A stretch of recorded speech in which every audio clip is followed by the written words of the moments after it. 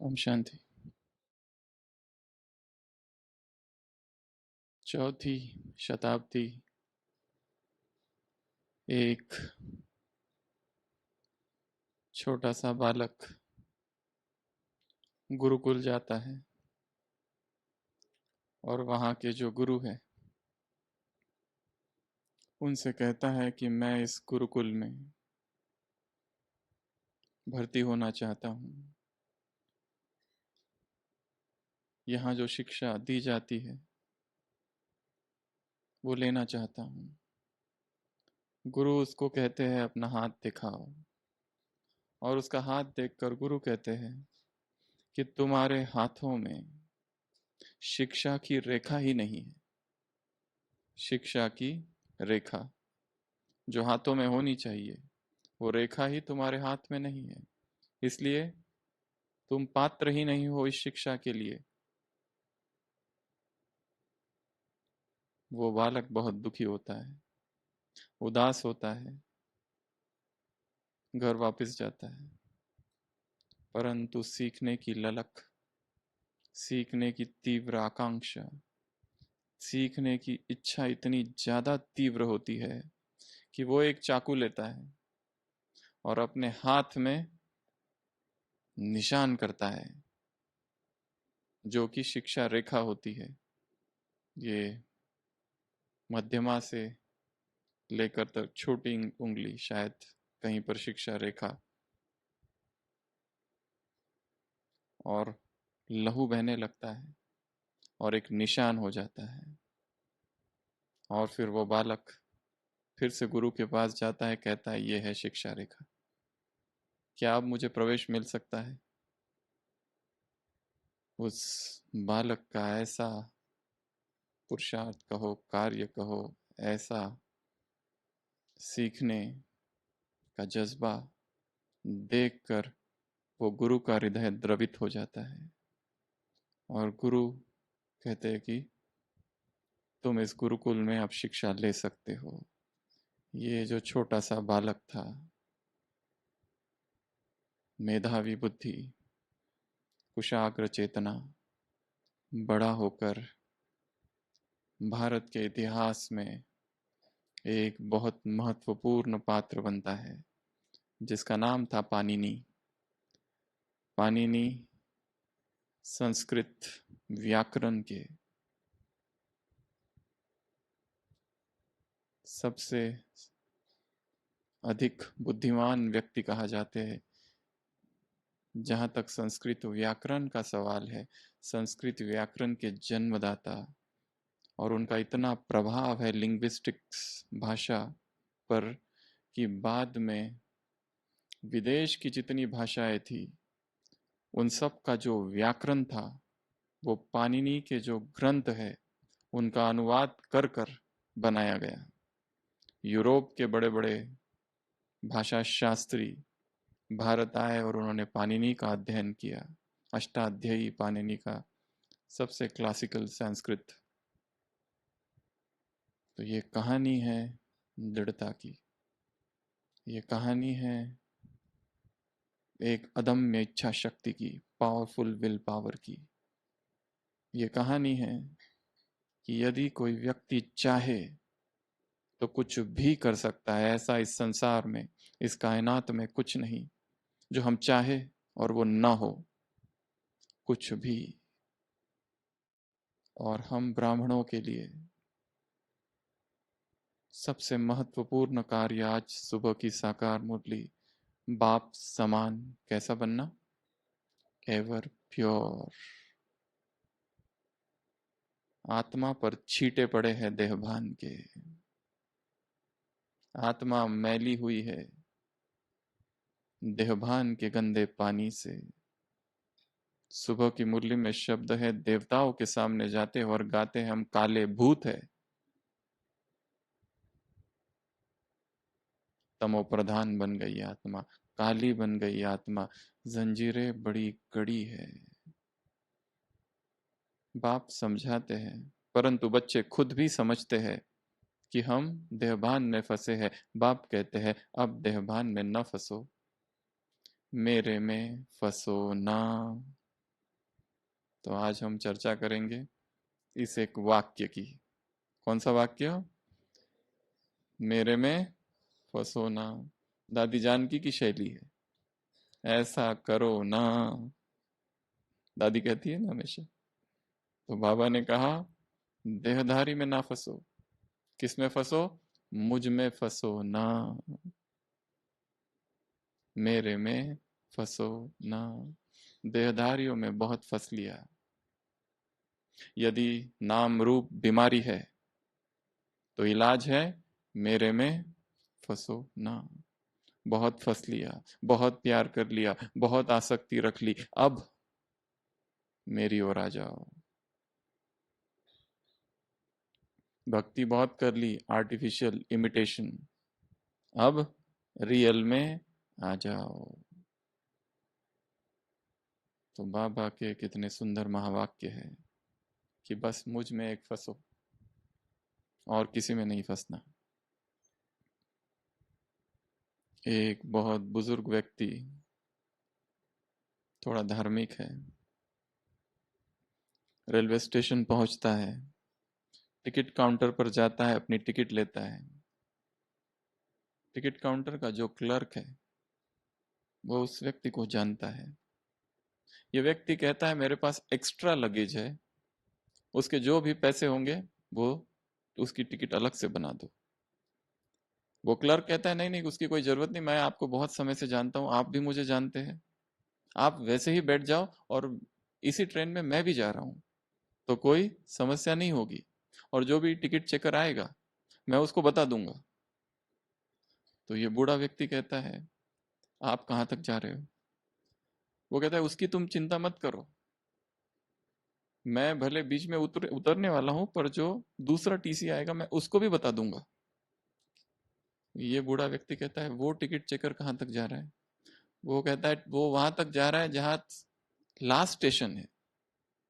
और वो क्लर्क पूछता है आपको कहाँ तक जाना है? वो बूढ़ा सा व्यक्ति कहता है मुझे इस संसार के सभी स्टेशनों से पार जाना है। यहाँ का जो एक्स्ट्रा लगेज है और यहाँ जो चेकर आने वाले हैं, टीसी आने वाले हैं, उनको तो मैं धोखा देकर चला जाऊंगा आगे, क्योंकि ये जिस्मानी ट्रेन है। पर कल जब मैं ये शरीर छोड़ दूंगा और परमात्मा के खुदा के द्वार पर खड़ा रहूंगा, तब उसको क्या धोखा दे पाऊंगा? वो क्लर्क अवाक फटाफट टिकट बनाता है और थमा देता है। यहाँ तो धोखा दिया जा सकता है इसको उसको पहचान से, परंतु उधर क्या करेंगे जब खुदा के द्वार पर खड़े रहेंगे? चाहे अपने आप को फंसाना या किसी दूसरों को फंसाना या दूसरों में फंसना, तीनों ही बातें, अपने आप को फंसाना, किसी और को फंसाना या किसी में फंसना, यहां छूट जाएंगे, वहां क्या करेंगे? मैं निराकार, इन्वर्टेड कॉमा, अव्यक्त महावाक्य, सब कुछ जानता हूं, ऐसा किसी का कुछ भी नहीं जो मुझसे छिपा है। इसलिए नाम और रूप यदि बीमारी है और उसमें यदि हम सूक्ष्म रूप से भी फंसे हैं, तो इलाज एक ही है, मुझ में फंसो ना।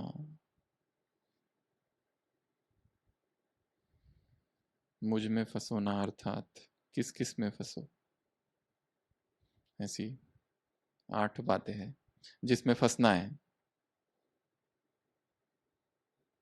मुझ में अर्थात किस में? भगवान कह रहा है मुझ में फंसो। मुझ में अर्थात किस में और कहाँ और कैसे, क्यों फंसो, कब फंसो, किस तरह फंसो, किस लिए फंसो, फायदे क्या है फंसने में, और नुकसान, नुकसान है क्या कुछ फंसने में? एक हाथ और देहधारियों में फंसने के फायदे, एक हाथ तो फायदा होगा, बिना फायदे के ही हम फंस रहे हैं, कुछ तो होगा, इसका चिंतन करना। देहधारी में फंसने के फायदे और देहधारी में फंसने के नुकसान। भगवान में फंसने के फायदे, अगर नुकसान कहीं हो उसका भी चिंतन करना। तो जब भगवान कहता है मुझ में फंसो, सबसे पहली बात उसके प्यार में फंसो। अगर फंसना ही है तो किस में फंसो? उसके प्यार में फंसो। लास्ट संडे की मुरली किस पर थी? किस पर थी? ईश्वरीय स्नेह। क्या क्या करता है ईश्वरीय स्नेह? 16 बातें हैं, 5 मिनट में बताओ। ये ईश्वरीय स्नेह क्या करता है? जन जन आत्मा प्यासी थी, भक्ति में क्या बन चुकी थी? भिखारी बन चुकी थी। ये ईश्वरीय स्नेह वो प्यास को मिटाता है, और ये ईश्वरीय स्नेह क्या कर देता है? वो जो भिखारी थे उससे अधिकारी बना देता है। ये ईश्वरीय स्नेह, संसार में स्नेह सबसे बड़ी वस्तु मानी जाती है। स्नेह को ही भगवान, भगवान को ही प्रेम कहा जाता है। तो भगवान जब धरा पर आते हैं तो सबसे पहली देन देते हैं स्नेह की। ये स्नेह क्या कर देता है? और ईश्वरीय सेवा के योग्य बना देता है।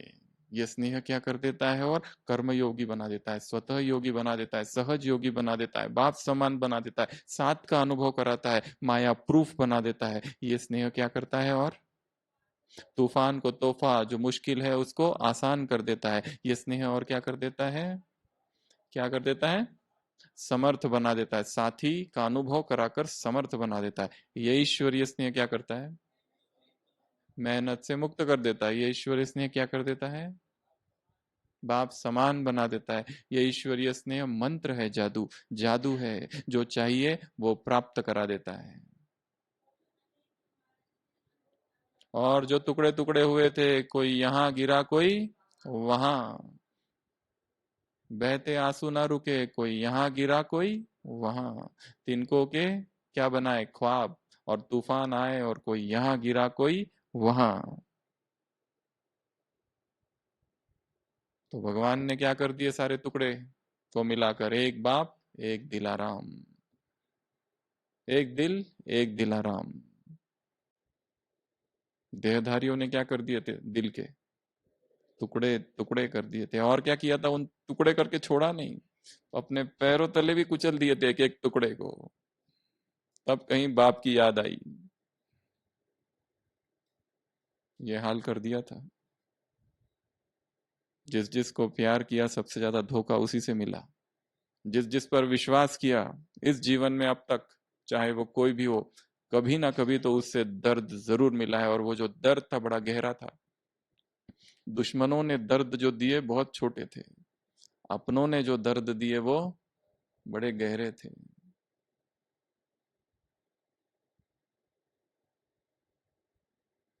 खंजर तो पीठ पर गड़ा था, पर दर्द तब हुआ जब दोस्त के हाथ में वो खंजर देखा, तब तक दर्द नहीं था। तो संसार और उसका वो प्रेम स्वार्थवश है। एक परमात्मा ही है जिसका ईश्वरीय स्नेह कैसा है? निस्वार्थ है, सच्चा है, अविनाशी है, सर्वोच्च है, सर्वोपरि है। इससे परे और कोई स्नेह नहीं। In our greatest time of need we are alone. जब हमें किसी व्यक्ति की सबसे ज्यादा आवश्यकता थी, उसी समय वो नहीं रहता है। इसके लिए संसार का प्रेम अपूर्ण है। और जैसे हर बार कहते हैं, आत्मा अनंत है, अनंत की प्यास अनंत ही मिटा सकता है।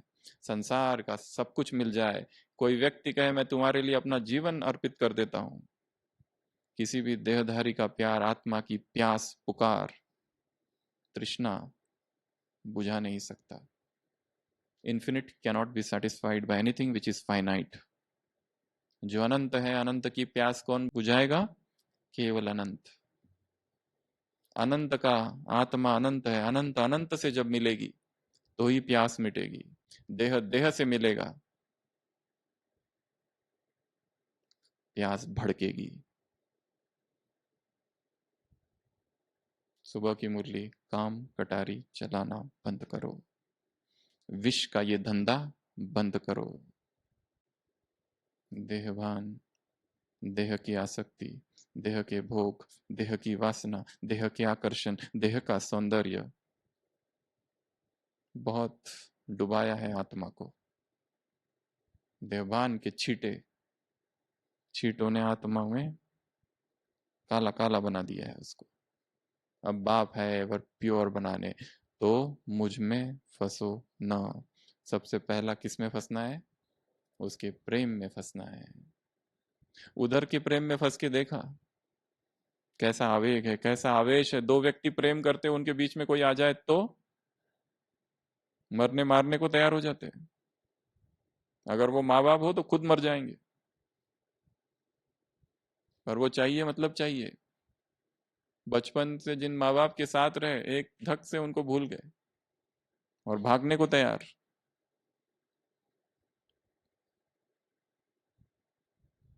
इतनी आतुरता देह के लिए, ऐसी ही आतुरता, ऐसा ही आवेग, ऐसी ही तीव्रता, ऐसी ही इंटेंसिटी जब भगवान के लिए होगी, तब परम कल्याण होगा। इसके पहले भी कहा था, भक्ति मार्ग में कहा जाता है 3 प्रेम एक हो जाए। जितना प्रेम एक माँ अपने बच्चे से करती है, जितना प्यार एक लोभी पुरुष धन से करता है, और जितना पुरुष एक कामी पुरुष देह से करता है, ये तीनों प्रेम एक हो जाए और भगवान की तरफ डायरेक्ट हो जाए कि वो क्यों नहीं मिल रहा, तो भगवान तुरंत प्रकट होंगे। पर ऐसी तीव्रता चाहिए, प्रभु प्रेम की तीव्रता। इस प्रभु प्रेम ने ही सेवा के योग्य बना दिया।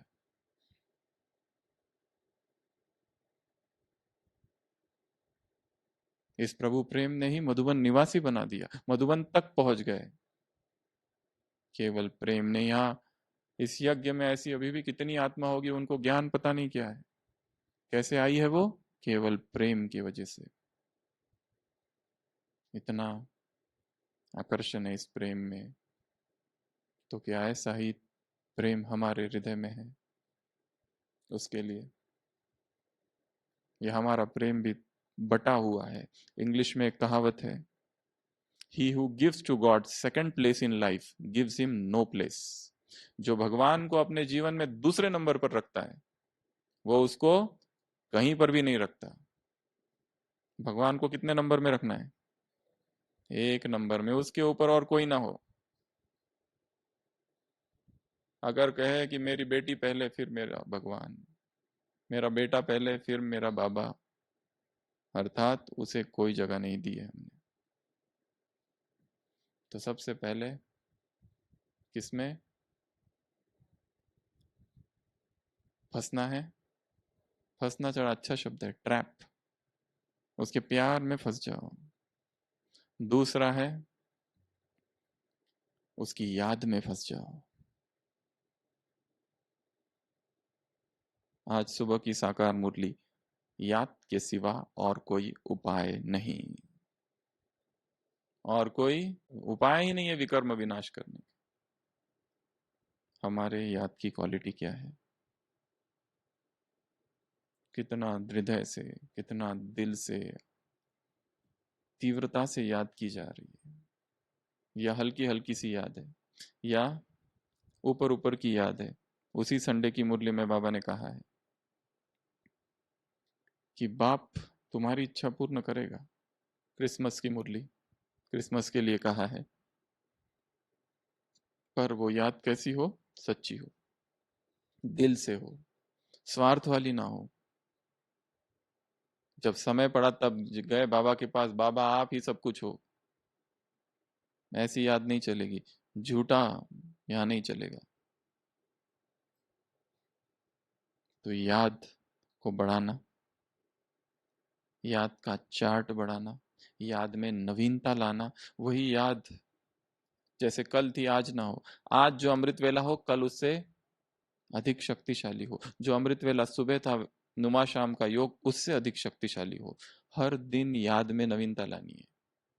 कुछ तो नई चीज करनी है, उसमें कुछ नए अनुभव करने हैं।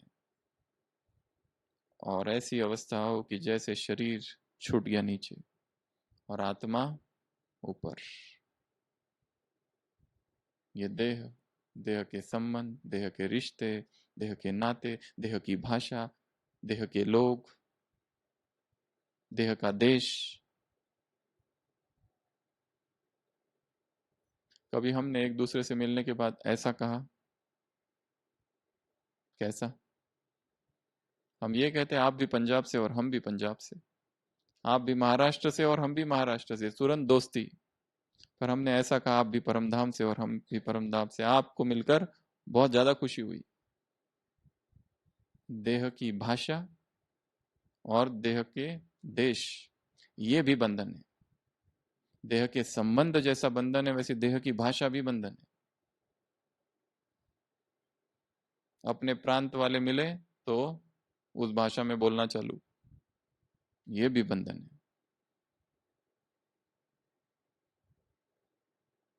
तो याद में फंसना है। तीसरा है योग के भिन्न भिन्न प्रयोग या अभ्यास। एक बताया याद, रूहानी ड्रिल तीसरा। और ये ड्रिल हमको सुबह अमृत वेला नुमा शाम तो ठीक, पर सारे बीच बीच में दिन भर करनी है, ताकि ऐसी अवस्था ना हो कि सुबह बहुत अच्छा योग, शाम का बहुत अच्छा योग, परंतु दिन भर में संघर्ष, लड़ाई। सारे दिन भर क्या क्या करेंगे? छोटे छोटे प्रयोग, जैसे अशरीरपन का 1 सेकंड का अभ्यास। यहां से वहां तक जाना है, किचन तक जाना है, डाइनिंग तक जाना है, सकाश फैलाते हुए मुझ आत्मा से किरणें सब ओर फैल रही है संपूर्ण ज्ञान सरोवर में। या बीच में कोई स्लोगन दिखे, इंद्रियों का आकर्षण ही सभी दुखों की जड़, उसका चिंतन करते जाना। सुबह की मुरली का कोई पॉइंट, तुम वॉरियर्स हो योग बल वाले, चिंतन करते जाना। मेरे जैसा खुशनुमा इस संसार में और कोई नहीं, चिंतन करते जाना, वरदान। गफलत ना करना, किसी को दुख देना ये गफलत है। चिंतन करते जाना, सारे दिन भर चिंतन चलता रहे, थोड़ा थोड़ा थोड़ा, सारे दिन भर छोटे छोटे योग के प्रयोग, बीच बीच में अशरीरीपन मुझसे किरणें फैल रही है। ट्रैफिक कंट्रोल के 3 मिनट को 3 भाग में डिवाइड करना है। एक पहला मिनट, दूसरा मिनट, तीसरा मिनट। पहला आत्माभिमानी स्थिति, दूसरा शिव बाबा से कनेक्शन, और तीसरा सकाश। मैं आत्मा, कोई भी सामान उसके साथ जोड़कर, दूसरा मिनट उसके साथ मैं एक हो गया, और तीसरा मिनट मुझसे किरणें फैल रही है इर्द गिर्द। ट्रैफिक कंट्रोल, अपना ट्रैफिक कंट्रोल खुद ही बनाना है, और बीच बीच में कई सारे ट्रैफिक कंट्रोल करने हैं। आत्मिक दृष्टि का अभ्यास, ये सब कौन है? आत्मा है, सबका पार्ट है। आज की मुरली में बाबा ने एक नए व्यक्ति का पार्ट के बारे में बताई बात। कौन से? हमेशा कहते हैं हर आत्मा का अपना अपना पार्ट है, बाप का भी पार्ट है। आज एक नए व्यक्ति के बारे में बात बताई। कौन सी? माया का भी आधा कल्प का अपना पार्ट है। माया भुला देती है तुमको, उसका भी पार्ट है, बाबा ने कहा। कितनी नई बात है। ऐसी नई नई बातें मुरली में छिपी हुई रहती है, उसको वहां से खींच कर निकालनी है, अलग रखनी है, और फिर उनके ऊपर चिंतन करना है। एक्सट्रैक्ट, खींच के निकालना, अलग करना, फिर उनके ऊपर बैठकर चिंतन करना। ये क्या क्या कहा? शब्दार्थ क्या है, भावार्थ क्या है, वाक्यार्थ क्या है, और गुणार्थ क्या है? ये 4 बातें हर मुरली से निकालनी है। एक एक शब्द का अर्थ क्या है, वाक्यार्थ, भावार्थ, क्योंकि भाव कुछ और होते हैं कई बार, वाक्य का पूरा वाक्य का क्या अर्थ है, और गुणार्थ, उसमें का गुह्य अर्थ क्या है, हर मुरली से। तीसरा किसमें फंसना है? रूहानी ड्रिल्स में। छोटी छोटी ड्रिल करते रहना है। आत्मिक दृष्टि का अभ्यास, आत्मा अभिमानी स्थिति का अभ्यास, सकाश देने का अभ्यास, मुरली की पॉइंट्स याद करने का अभ्यास, कुछ तो लिखने का अभ्यास, छोटी छोटी पॉइंट्स, 5 स्वरूपों का अभ्यास, 3 स्वरूपों का अभ्यास, आना और जाना, डेड साइलेंस का अभ्यास, 1 सेकंड में अशरीरी होने का अभ्यास। ये सारे दिन भर चालू रहे। और कब चालू रहे? जब अति व्यस्तता हो कर्म की, बहुत ज्यादा बिजी है। अव्यक्त महावाक्य, इन्वर्टेड कॉमा, 1979 की मुरली। अति के समय अंत का अभ्यास करो। अति अर्थात बहुत ज्यादा व्यस्तता है, बहुत बिजी है, बहुत बिजी है। उस बिजी में भी, बिजी होते हुए भी छोटी छोटी ड्रिल चालू। ऐसा ना हो कि पूरी ड्रिल समाप्त हो जाए, सीधा 6 घंटे के बाद जाग आए कि बाबा भी कुछ है, और ये उसकी सेवा थी जो कि करते समय भूले हुए थे। तो तीसरा किस में फंसना है? उसके रूहानी ड्रिल्स में। चौथा उसके ज्ञान में फंसना है। उसके ज्ञान में फंसना अर्थात उसकी मुरली में फंसना। उसकी मुरली में फंसना अर्थात क्लासरूम में गए, मुरली सुनी, पॉइंट्स नोट किए और आ गए। यह है पुरानी चाल। इस चाल को बदलना पड़ेगा। यहां तक ही सीमित नहीं रहना है, उसको आगे बढ़ाना है। मुरली का चिंतन, मुरली का अध्ययन, मुरली का चिंतन, मुरली की पॉइंट्स लिखना, मुरली को डिस्कस करना, एकांत में जाकर उसका मनन करना। यहाँ इस ज्ञान सरोवर प्रांगण में जैसा एकांत है, और यज्ञ में किसी और जगह होगा। जिस जैसा निसर्ग का सौंदर्य यहाँ है, और कहीं नहीं है। इतना एकांत है यहाँ पर। इतने अलग अलग स्थान बने हुए हैं इसी परिसर में। कहीं पर भी जाकर बैठना और चिंतन करना कि ये क्यों कहा, किस अर्थ से कहा, अच्छा ये जो कहा इसका मेरे जीवन में, इसको मैं कैसे लाऊं। सोचना, अपने आप से बात करना, बाबा से बातें करना, और ज्ञान का चिंतन करना। 3 चीजें रोज होनी चाहिए, कंपलसरी। अपने आप से बातें, हे मेरे मन, अरे मूर्ख मन, क्या कर रहा है। आज कितनी बार मुरली में याद दिलाया, बार तुम्हारा उद्देश्य क्या है, तुम्हारा लक्ष्य क्या है। इन लक्ष्मी नारायण जैसा बनना है। मैं कितना बना हूं। जोड़ी, जोड़ी के बारे में बोला ना, जोड़ी नहीं बनती है इधर। दिव्य गुण धारण करेंगे, याद करेंगे, तब जोड़ी बनेगी। मुरली की पॉइंट्स बुद्धि में गूंजती रहे।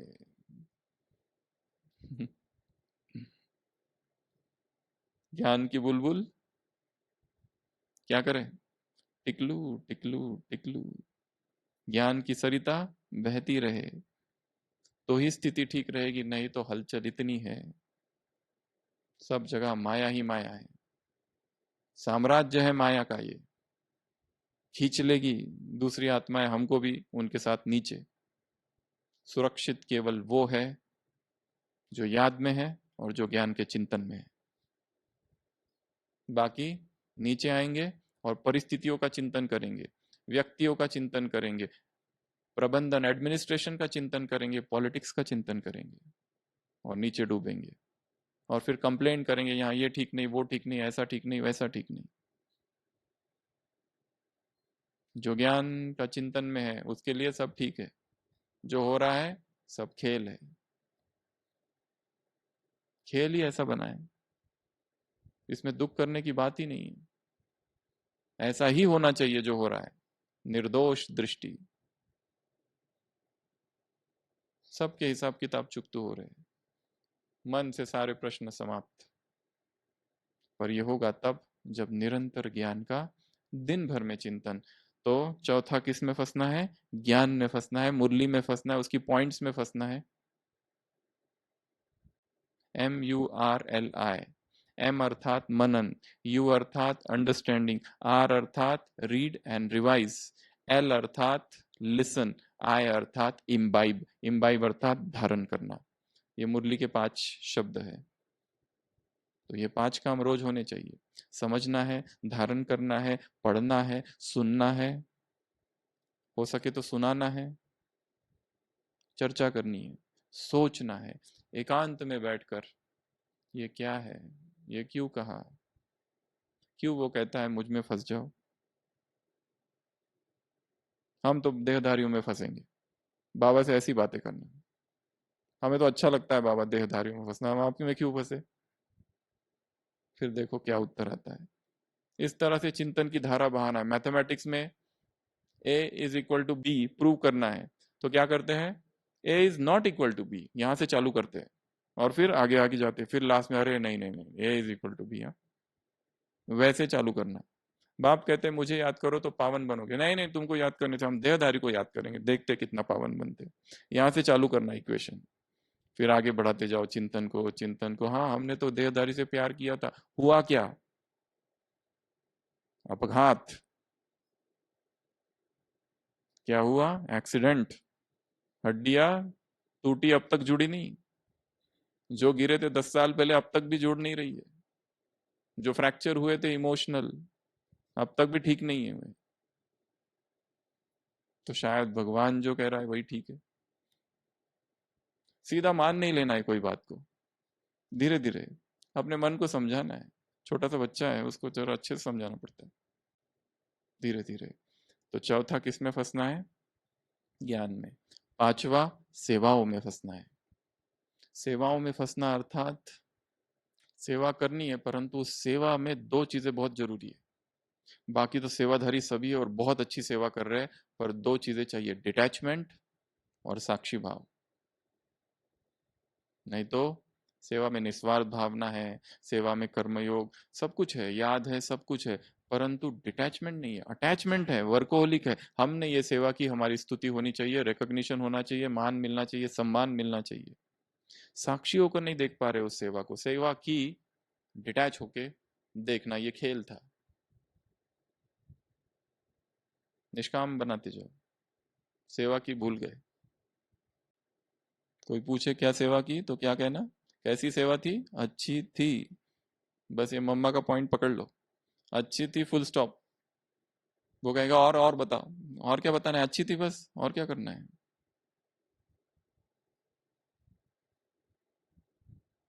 अहंकार जन्म लेता है, और अहंकार जब जब बढ़ते जाता है तो संघर्ष बढ़ता है। तो सेवाओं में फंसना है, परंतु कैसे? डिटैचमेंट। कैसे? साक्षी भाव। कैसे? निमित्त भाव। कैसे? अर्पित कर देना। और कैसे? तुमने कराई, तुम चाहते तो किसी और को निमित्त बना सकते थे, मुझे बनाया, मेरा भाग्य है। वैसे मुझसे योग्य कितने सारे बैठे हैं यहाँ, फिर भी मुझे चुना, बाबा तेरा धन्यवाद। नहीं तो ये सेवा मुझसे तो अच्छे करने वाले कितने सारे हैं, अधिक बुद्धिमान, अधिक शक्तिशाली, अधिक योग्य, पर फिर भी तुमने मुझे चुना, तेरा धन्यवाद। तो किस में फंसना है? सेवाओं में फंसना है। उसके बाद अगला, मर्यादाओं में फंसना है। मर्यादाओं के बंधन में स्वयं को बांध दो, बहुत सेफ्टी है। ये देखना नहीं मतलब देखना ही नहीं है, स्टॉप इट। नहीं तो ये मीडिया खा जाएगा, सोशल मीडिया, डिजिटल नगरी, ये इंटरनेट। जितना काम का है उतना किया और उससे बाहर निकल के आ गए। नहीं तो उसी में लगे हुए हैं, लंबा लंबा बातें, phone talks, private talks, WhatsApp calls, video calls, कितना उसमें फंसे हैं। स्वयं को उससे बाहर निकालना है। Online shopping, online games, online news, ये तीन नई माया है। बैठे बैठे परचेसिंग चालू रहता है, देखते रहते क्या क्या परचेस करना है, करना कुछ भी नहीं है मगर देखते रहते हैं। पहले दुकानों में जाते थे विंडो शॉपिंग, अब बैठे बैठे कौन सी कार, कौन सी गाड़ी, कौन सा ये, कौन सा वो, टाइम वेस्ट। न्यूज, इस पार्टी ने ये कहा, उस पार्टी ने क्या कहा, और उसकी चर्चा है। Online shopping, online games, online news. जितना काम का है उतना करके वापस आना है, क्योंकि काम हमें बहुत सारे करने हैं, इसमें हम नहीं फंस सकते ज्यादा। तो मर्यादाएं जो भगवान ने कही है उसको फिर रिवाइज करना है, फिर याद करना है। मर्यादाओं से संबंधित जो क्लासेस है बड़े भाइयों के, दादियों की, वो सुननी है। धारणा वाली जो क्लासेस है वो सुननी है, ताकि बुद्धि ठिकाने आ जाए, ताकि हम जाग जाए, ताकि जागरण आ जाए कि मैं यहाँ किस लिए आया था और कर क्या रहा हूँ। 1 मास के लिए कोई माता सेवा के लिए आई है, वो खाली सेवा के लिए नहीं आई है, तपस्या के लिए भी आई है, क्योंकि ऐसा वातावरण संसार में और कहाँ मिलेगा। सेवा तो निमित्त है एक, पर यहाँ आने का मुख्य लक्ष्य सेवा नहीं है। क्या है? तपस्या। यहाँ आने का मुख्य लक्ष्य है अमृत वेला शक्तिशाली, जो वहां नहीं हो रहा है कम से कम यहाँ तो हो। यहाँ आने का मुख्य लक्ष्य है नुमाशाम का योग, यदि उस समय सेवा न हो तो। पर एक बात याद रखना है, कर्तव्य प्रथम। जब कर्तव्य पुकारे सब कुछ गौण है उसके सामने, ज्ञान योग सब एक तरफ। कर्तव्य अर्थात जो सेवा जिसको दी है वो सबसे फर्स्ट रखी जाए।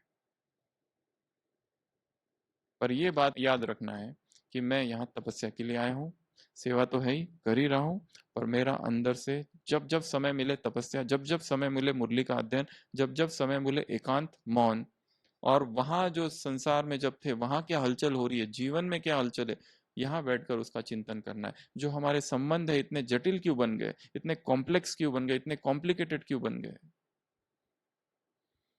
कैसे उन संबंधों को ठीक किया जाए, सारी उलझने यहाँ हैं। अपने आप को ही सरल बनाना है।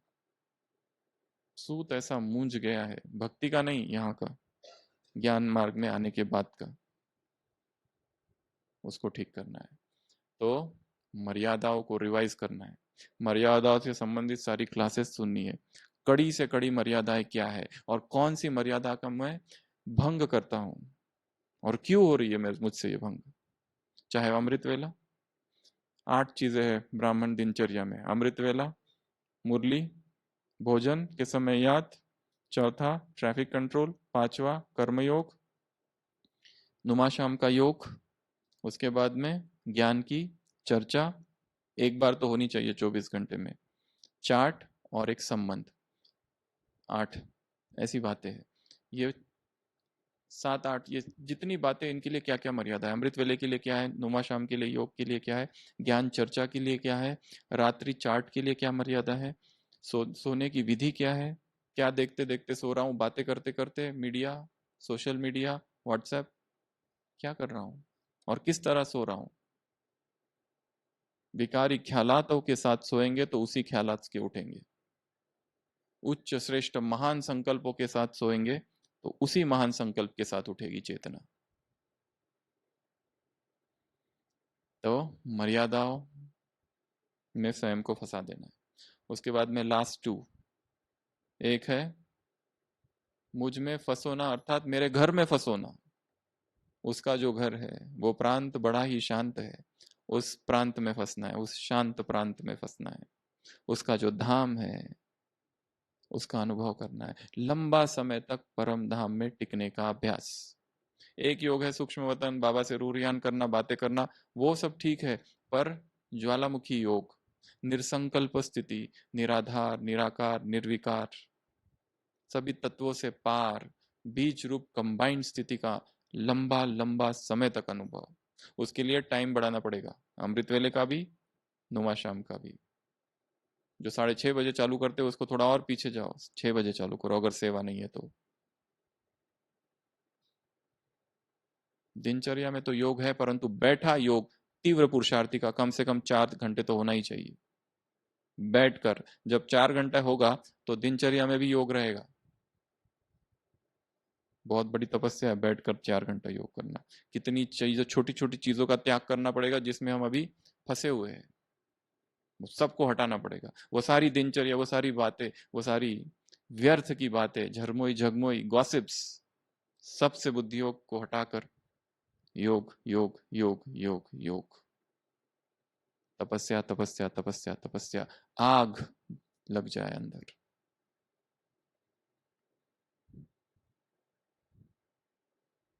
आग चाहिए, आग, आग को जलानी है माचिस से। तीली चाहिए वैराग की और तपस्या की माचिस, तब प्रचंड अग्नि भपकेगी। फिर उसके बाद किसमें फंसना है, उसके राजधानी में, सतयुग के ख्वाबों में फंसना है। ख्वाब देखने हैं सतयुग के, अच्छा ख्वाब है, लोगों को ख्वाब देखना पसंद है ना, डे ड्रीमिंग, दिवा स्वप्न, दिन में स्वप्न देखना। वैसे इमेजिन करते जाना, सतयुग में ये ऐसा होगा, वो वैसा होगा, ये कैसा होगा, वो कैसा होगा, उसके ख्यालातों में रहना, तो अपने आप पवित्रता आएगी। वो सतयुग के संस्कार जो इतने दूर है, हम यहाँ हैं, 5,000 साल का अंतर, वो जागरण होगा उनका। विजुलाइज करना, वहाँ का राज्य कैसे होगा, वहाँ की करेंसी कैसी होगी, वहाँ का प्रशासन कैसे होगा, पशु पक्षी कैसे होंगे, महल कैसे होंगे, पुष्पक विमान कैसे होगा, दिनचर्या कैसी होगी, देवता क्या खाते, क्या पीते, क्या करते, क्या सोते, कब उठते, कब जागते, क्या सुनते। सोचते रहना सतयुग के बारे में, ख्वाबों में खो जाना। इस सतयुग में फंसना है, उस परम धाम में फंसना है, मर्यादाओं में फंसना है, सेवाओं में फंसना है, ज्ञान में फंसना है, योग की अलग अलग ड्रिल्स में फंसना है, याद में फंसना है, और सबसे पहला उसके प्यार में फंसना है। तो बाबा के महावाक्य अपनी डायरी में बड़े अक्षरों से लिख के रख देना है। आज के महावाक्य, मेरे में फंसो ना। अच्छा, ओम शांति।